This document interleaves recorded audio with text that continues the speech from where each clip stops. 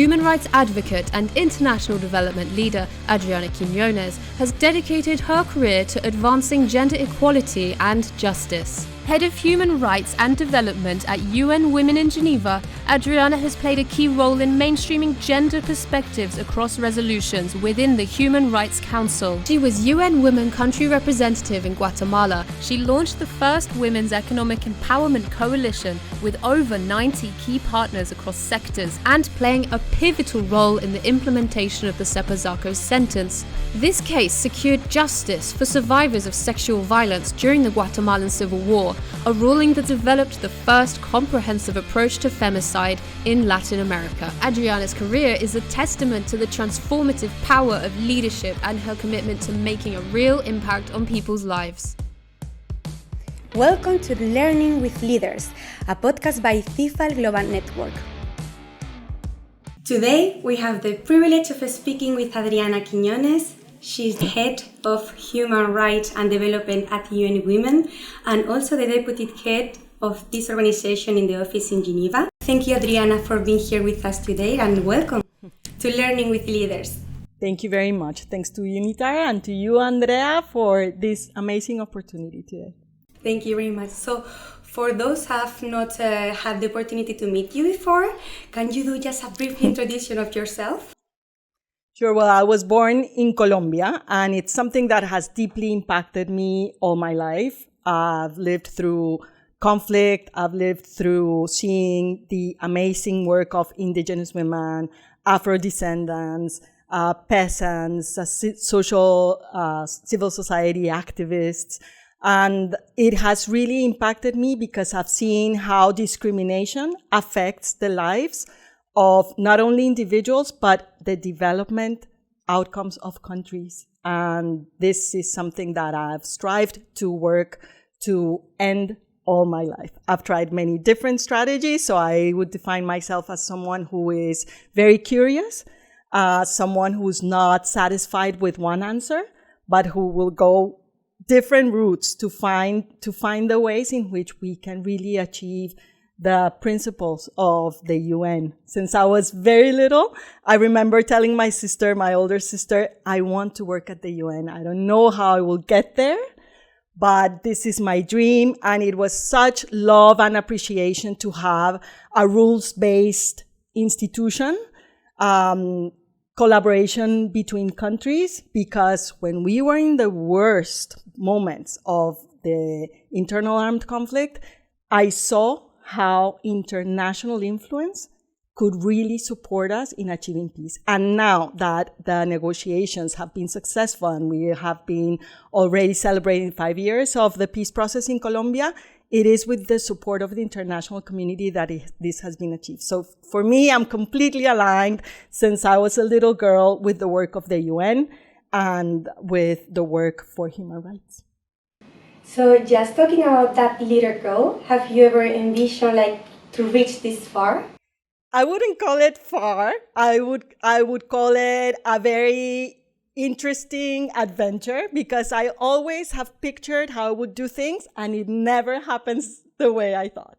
So first, I started working for the peace process in Colombia. I was teaching international humanitarian law in red zones. And actually, this is something that really reminds me of the pathway to get to Geneva. Once, I was captured by a guerrilla organization, and the person who saved my life was a delegate from the International Committee of the Red Cross. And I remember I was 25 years old. I really wanted to see what was happening in Colombia. There was one massacre a day. Wow. That means more than 5 people killed in a single incident. And it was just reporting massacres. And I thought, I need to see what's going on.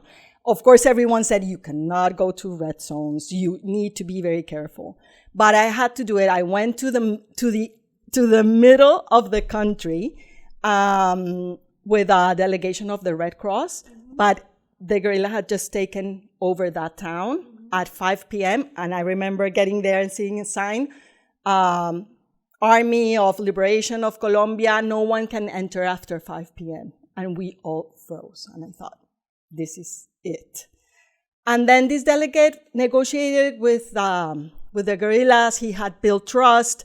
They understood the conflict, and they allowed me, because I was going to be teaching the rules of combat so that neither guerrillas or the military from Colombia could use the population, the civilian population, as shields during the war. And it was so important.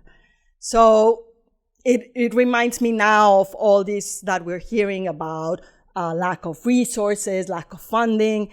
But really, there's such a legacy in these institutions, and they have really saved lives, and you can count them, and really impacts the world. But sometimes we're not present to all that has been achieved. So I think that's how I started. And then I went with, I was very blessed to receive scholarships from very prestigious universities in the US, because I could have never afford to study what I studied. I first went to Notre Dame and got a master's degree in international peace studies and conflict resolution. And then I thought, no, but what are we going to do with the 6 million internally displaced populations? I need to study economics. So I went to Johns Hopkins to study economics. And it was very interesting because all these scholarships were about going back to Colombia and working in Colombia. But as I finished my studies, I started applying to all the jobs, and I couldn't get any job. And I used to cry and think, this is impossible, I need to go back. But then what I received were offers from the World Bank, from the Inter-American Development Bank, to work on social inclusion of indigenous peoples, Afro-descendants, women, how to think development in a way that includes those populations that have been marginalized. And it's incredible because this is not what I saw coming, but this is what happened. And I was offered some short-term consultancies that later evolved into me working at the bank. And I put together the first gender mainstreaming trust fund of the bank.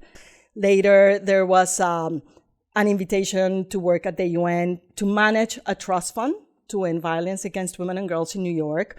It's a trust fund that came out of the Beijing platform of action. And so it makes me very proud because when the Beijing platform of action was happening, I was studying in the US, and I saw the posters, and I really had stomachache. I was like, I need to be there.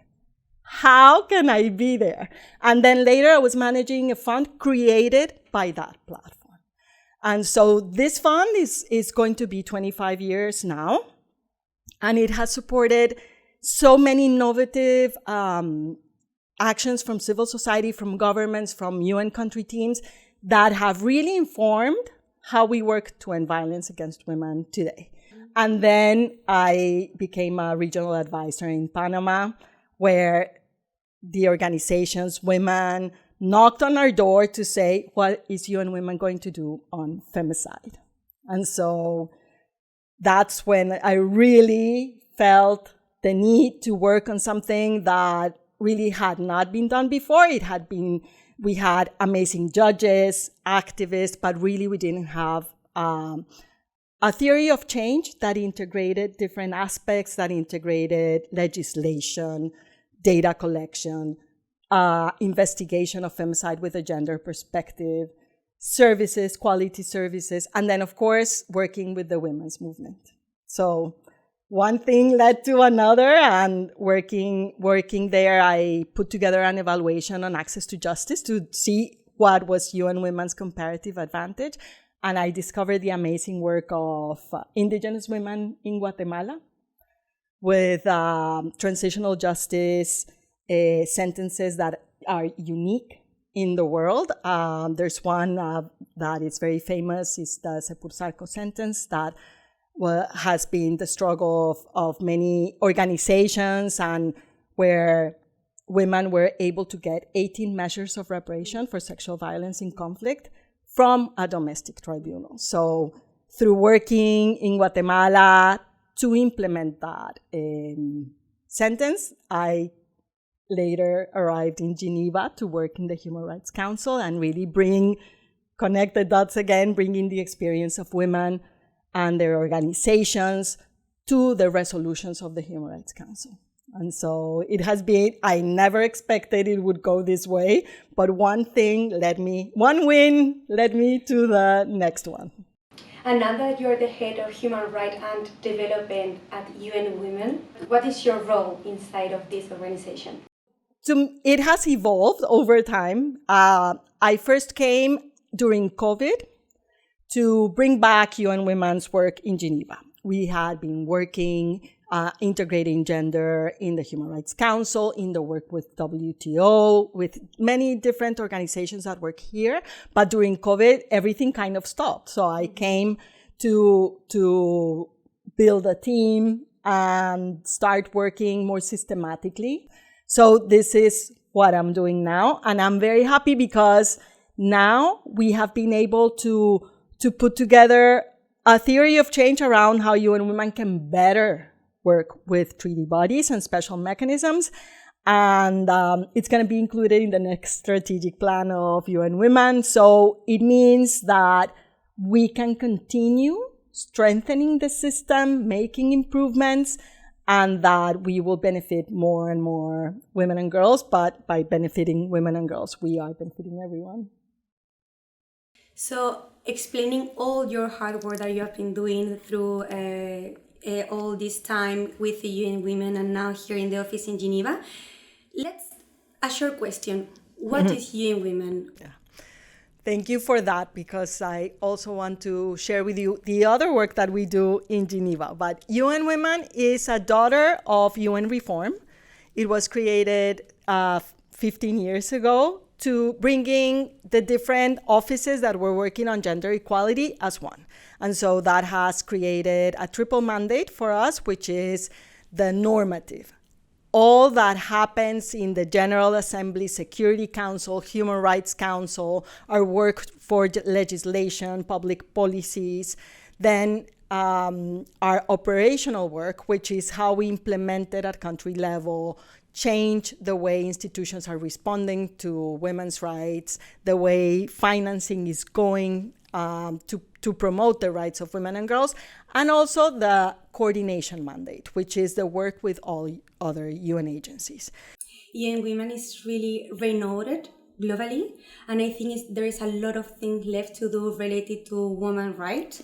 And actually, one of the latest report of UN Women, Women Rights Under Review, after 30 years of the Beijing, highlight that 1 in 4 countries set back in women's rights in 2024. Yeah. Why do you think this is happening? So I think it's a work in progress. We tend to assume that because one legislation was paused or a national action plan received funding, this is how we are really changing these structures. But we are seeing that it takes a long time and that there are cycles. You have countries that have really pushed this agenda forward, and then they can go into a moment where they're not as active in this, because we tend to think about, for example, first we develop economically and then women's rights. First we achieve this SDGs and then women's rights. But what the SDGs tell us, and SDG 5 in particular, is that it is the catalyst, the enabler. You cannot achieve economic growth without the participation of women. You cannot have peace without the participation of women. So understanding that has taken a while longer, even though we have the examples and the statistics and data to show. It's the same report that I mentioned before. They state that every single 10 minutes, a woman is killed. How could we stop this? I think the most important thing is to understand that this is happening, not in Latin America, in some particular conflict, but around the world, because they are murdered by people they know. So what does this mean? That women are not safe in public places, in the workplace, or in their homes. And so unless we start to understand and make visible these experiences, and also in a way stop naturalizing, like this is the way it is. No, it's not. And in many cases, there have been important reductions of violence with systemic work that engages all members of society, but also in a sustained manner to really uphold women's rights and understand that women's bodies and lives are the property of women. Exactly. And talking about femicide, you have been developing the Latin America model protocol for the investigation of gender-related killing of women. Why did you consider that you needed to bring this to Latin America, and why was the purpose of doing this protocol? The most important thing we know is that impunity breeds more violence. So unless there's accountability, this will continue to happen. So how do we bring justice about? And so this was a protocol developed with the Office of the High Commissioner for Human Rights in Latin America, UN Women. And when I arrived, it had been developed through consultations with different of officials and different instances in the justice system, but also with police. With police, civil society, the women's movement that had been fighting for a long time to get a response. And what we discovered, but this is 10 years ago, that when a woman was murdered, the previous history of violence was not even looked into. So it was taken as if someone was walking down the street, a car hit her, and we end up with a woman being dead. When you start looking at the previous history, you start to discover that women had reported the violence, had requested protection, and the state was not there. And this weekend, we had a femicide in Switzerland, and it was the same story. She had reported, she had even a protection order, but her partner just killed her, killed himself, and burned the house. So we're seeing this. We need to understand it for what it is, that every time there is a situation of a woman trying to leave their partner or not fulfilling certain social norms, men are thinking that they can dispose of women's lives. And this is something that we need to change. That protocol, you think that achieve what you propose? So it's a very long process, but what we started doing in Latin America was to make sure that everyone in the justice system is trained, that we understand that the survivors are also part of the equation in the whole investigation, because the children, the families tend to be left out of the whole investigation process. That there needs to be an attention, special attention given to these murders. And for example, Mexico put out then an order where any situation of a woman being dead needed to be investigated as a femicide, which is a completely different paradigm, that just to look at that as an incident that had nothing to do with the context, the previous history, on the protections that the state needed to put together to protect that life. As you know, CIFAL Global Network, we have a lot of CIFAL centers around the world, and right now the CIFAL Málaga with the University of Granada and the Centro Mediterráneo, they are developing a course related to preventing machismo and gender-based violence. The director of this course just sent me a question for you. So, gender-based violence cannot be eradicated without working with men, starting from childhood. Are we ready to invest in boys and young men as an essential part of the solution? Yeah, I think we have this as a recipe, and we say we need to work with men and boys. But what we need to do is to work on the structures of discrimination that produce this violence. So when I started working on this issue more systemically, we funded amazing work that had dosage, so how many sessions working with young men and boys. It had public policies, but it is not an investment to shift conditions of discrimination. It's just, for example, to make sure that men are better fathers, men behave in a negotiate, for example, usage of condoms, things like this, like very on a one-to-one basis. It's not systemic and it hasn't worked. And now I feel like I need to say this everywhere I go because there are millions that have been invested. The women's movement a long time ago contested these practices because it's not to work with men and boys separately for a quick fix, but we need to do a systemic work that looks at all the discrimination against women and girls. So thank you very much for this insight about men's and the role that they have. Let's go to Sepur Zarco. I know that you have been the representative of UN Women in Guatemala when the Sepur Zarco case took place. The abuelas. Yes. The abuelas de Sepur Zarco. And also it was the first time that a national court prosecute sexual slavery in the context of conflict. Could you explain a little bit with this abuela of Sepur Zarco case is about? Yes, well, I was really lucky because when I was doing this evaluation on access to justice for Latin America, Guatemala was one of the case studies, and that sentence was going to happen. And this was late to 2016 already.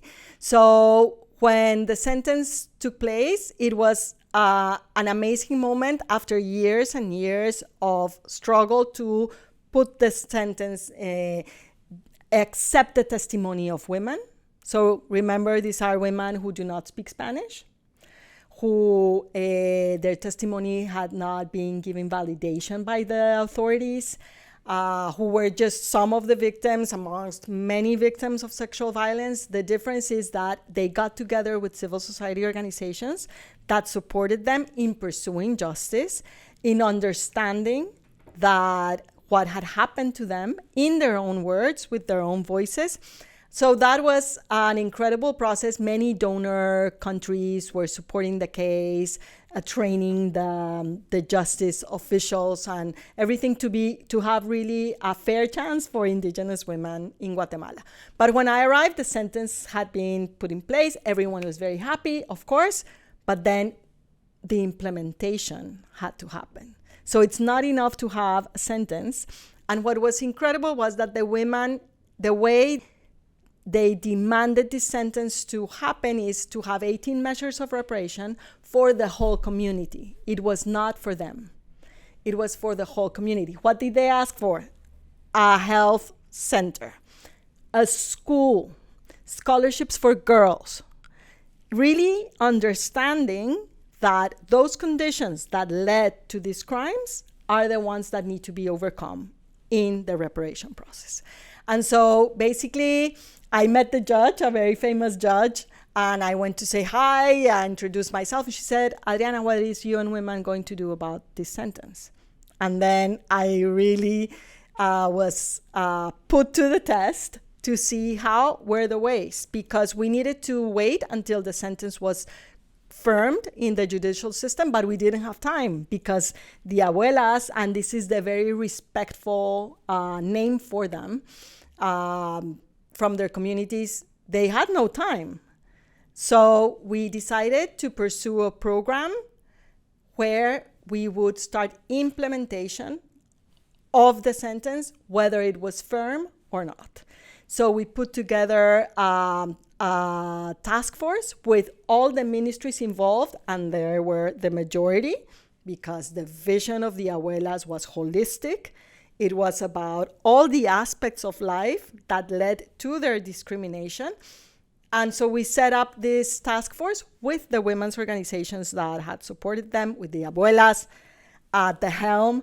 And so I was very proud because the leader of the abuelas was sitting with me in the meetings of the project, making the decisions collectively, and they were guiding us. We have seen that there has been such importance given to this case that it has gone through now three presidents of Guatemala that have made it a priority with different levels of commitment, but it has not, there's not going back from that moment. Which lesson did you learn from the abuelas? The most powerful lesson is that in the face of injustice, and you live in the poorest conditions, you don't speak the language, you have been told you don't deserve anything all your life, but still you seek justice and speak up, if they can do it, I can do it. I know that you bring them here, Yes. right? Yes. And I saw some documentary that they were really happy to be listening for the whole society. Yeah. So congratulations for your work. And just speaking about your leadership position, a short advice. What do you think is the quality that a good leader must to have to achieve all the goals? So I think the quality is to act. You have to do. You don't know if you're going to be successful. You will never have all the resources, the support, the knowledge. So you cannot wait. You have to do. And when you start doing, in the most crazy ways, things start to happen. You don't know how they're going to happen, but you find support from incredible people, people who are more knowledgeable than you, and you start building something together, of course. This is all collective work. And to become a female leader, what challenges did you overcome? Do you think there is any challenge directly related to your gender? I see everything through the gender lens. So to me, there's still, UN Women should be at the center of the UN's work. We should be having a lot more resources. We shouldn't be even discussing if this works or not, because we have the evidence that it's really, we cannot have progress. It's like if you have a boat and everyone is rowing on this side, well, the boat will collapse. So, and for all those people who work in this field, a message for them? I think we are here to give people a voice. Wherever you are, whatever you are doing, make sure that you're listening, that you use the platforms that you have to bring others. Last year, we brought Norma from Mexico, a woman who has fought for justice for the femicide of her daughter. She's now pursuing a case in the Inter-American Court of Human Rights. And so we very humbly could give her a platform to show her struggles, her case. And to me, that's the best I can do. Enable amazing women leaders that we have around the world to share their stories, to share the practices, the way they have designed the change in the world, and make sure that I can bring others in alignment with their leadership. So just to conclude, I will ask you something that I ask all guests. Which advice could you give to those who want to become a great leader? Which have been your formula for success?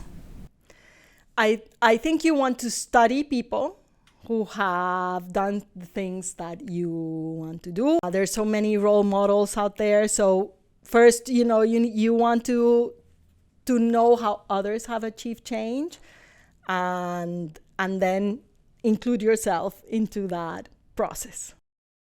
So Adriana, it has been a true pleasure to have you with us today. Thank you very much. But before you to leave, we would like you to sign our banner. Thank you, and for your interest on UN Women, for your interest for gender equality, to you and your team, because it's so important that we tell and appreciate our stories, our struggles, and we share them with everyone so that they can join our efforts. Thank you.